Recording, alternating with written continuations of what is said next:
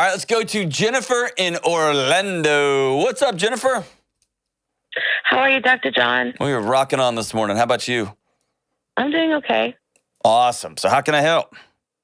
No, awesome. I take that back. Okay is not awesome. I kind of just say awesome about everything. Positivity, honestly. No, I need to back that thing up. So you said okay, and I'll say, oh, what's going on, Jennifer? No, I appreciate the positivity. I need it. Well, it can be a little bit toxic sometimes. So what's up, man?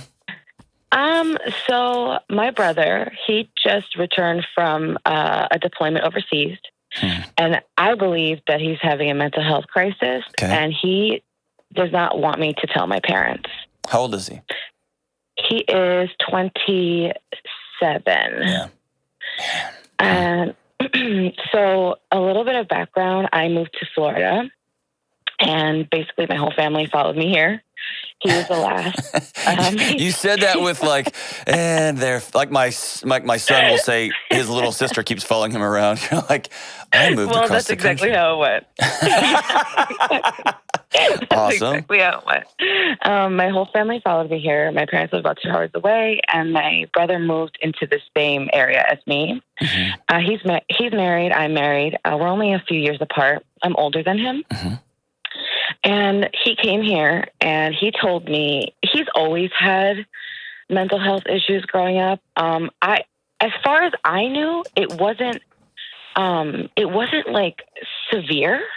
He was diagnosed with ADHD and dyslexia when we were kids, and he always had trouble learning. Yeah. Then he went into the military. He got married just a year ago, and he came here and he had told me and my husband that he was diagnosed again with ADHD, and they put him on medication. Mm-hmm. And he ended up staying with us for a month before he moved in, and things seemed okay. He seemed really good. Him and his wife seemed really happy, and things seemed really good. And one night it all came crashing down. I was home, and his wife came home, and she said that I said, "Hey, where's my brother?" And she was like, "What do you mean? I thought he was here." And I was like, "No, he's not here." He got drunk, and he came home, and he got in a car, and he was driving his convertible drunk up and down the highway. Mm-hmm. And he came back, and he almost crashed the car into the garage. Mm-hmm. And I freaked out because I've never seen him do this, and I've never seen him act like this. And he was hysterically crying, and he was, had a meltdown and told me that he wasn't okay, that he felt crazy. Mm-hmm. Then the next day I confronted him about it, and he said, "I'm just sorry." He's like, "I'm so sorry you had to see that.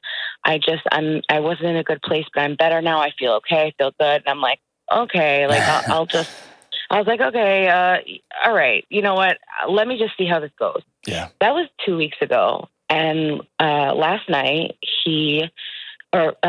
Saturday night, he went out again, and his wife was calling him, and he disappeared.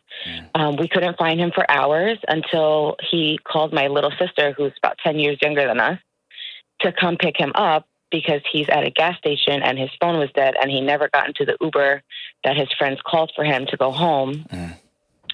And my sister picked him up, and the same thing again. He was crying, really frustrated, very just in duress. You could tell he was just not okay. So I was out of town when this happened, and like I said, my sister's much younger than us, so she called me and she said, "Hey, listen, I found him. Do you want to talk to him?" He was sober at this point, so it was the next day. And the same thing. "I'm so sorry. I did this to you. I'm so sorry. It won't happen again. It won't happen again." And I said, "Hey, we need to tell our parents. Yeah. I feel like I can't help you. I feel like I don't have the tools to even support you at this point." And he got really upset, and he said, "No, please, no. I do know that my dad especially is a trigger for him. Mm-hmm. My dad is he can be very hot-headed. He's retired law enforcement. He can be kind of insane. And, to put it nicely." I'm only laughing because I may know a few of those. Yes. So I don't know what to do at this point. His wife doesn't know what to do. Yeah. I don't know what to do. My sister doesn't know what to do. We don't know how to move forward. Well, so number one, man, this guy won the lottery with you as his sister. Good for you. It's awesome. And good for you for several things. One, for being somebody that he trusts and being somebody that loves him, and not knowing enough to know I need to do something and I want to make sure I do this right. So good for you on all counts. That's awesome. I have found that returning veterans are some of the best on the planet at putting on a brave face until that mask literally melts off their body. And when you said things just seemed really good, I can't tell you how many times I've heard that exact phrase on the front end of a combat veteran imploding. Things seemed so good until they just aren't. And I think it's because there's such a culture and there's just a necessity, right? If someone's shooting at you or you are busy protecting, fill in the blank, I don't have time for my feelings right now. I got to keep everybody alive.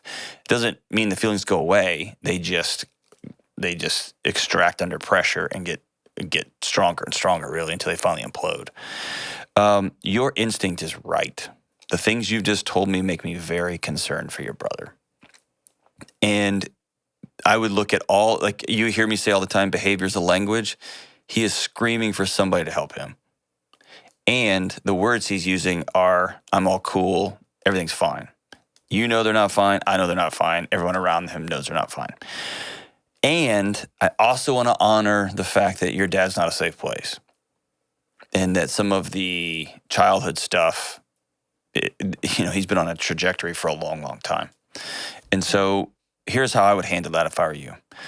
I would get his wife, and I'd get you and your little sister, and I would circle up and say, here's your options. Number one, we are calling somebody, whether that's the VA, whether that's a local counseling resources, and one of us is going with you. Probably his wife would be best unless he asks you specifically to come.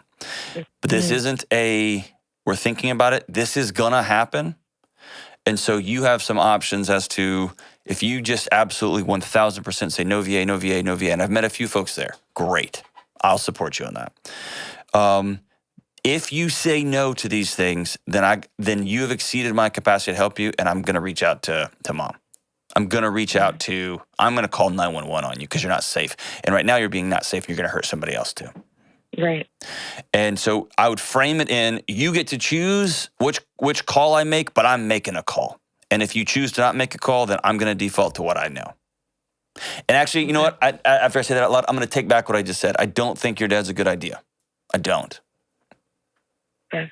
And that may be your safest place, but I would reach out to a professional community right now, whether that's a psychologist, a counselor, somebody who specializes with veterans in your area, or somebody at the VA. Just say he's not okay right now.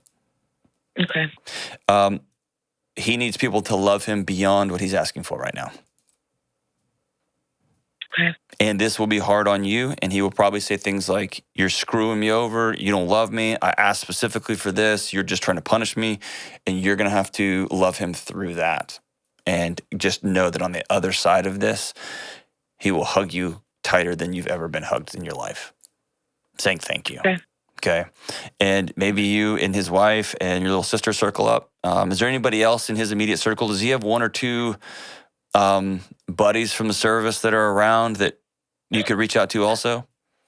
He doesn't have anybody in the service, but we do have a pretty close circle of friends here. Okay. There's about 2 or 3 of them.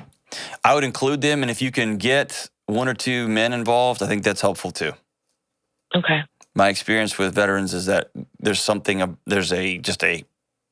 they just are trained hierarchical, and there's something about another guy saying this is happening, and I'm looking you in the eyes right now, this is going to happen, and we want you to help participate in what's coming, but this is happening. Okay. And that doesn't mean he's got to go away for 30 days. It doesn't mean he's got to be institutionalized, nothing like that. He has to begin meeting with somebody today or tomorrow really quick. Okay. And so good for you, sister. God, he's lucky to have you.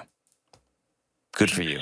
And thank you for saying something. Call me back after that conversation, because it's not going to be easy. It's going to be hard. I say that, it may be, his shoulders may drop and he may weep from a place that he hasn't wept from in a long time. What I will tell you is this. The other side of this whole conversation is not making a call, not doing anything. And if he ends up dead, if he ends up hurting somebody, it will be an ugly trip to look in the mirror there when I should have made a call. That's not why you do this. I just want to let you know on the other side of that, the weight of not doing anything right now is so unreasonable, the risk. Your brother's worth loving past how mad he's going to be. Good for you. Good for you. Golly, we need more people like Jennifer in the world. If you see something, say something. Even if it's going to be uncomfortable, even if it's going to cause a mess, even if it's going to cause fights and yelling and whatever. There comes a moment when we're going to say, I'm making a call. You can help decide where we're going to call, but I'm making a call. Need more people like you in the world, Jennifer. Thank you so much for loving your brother like you do.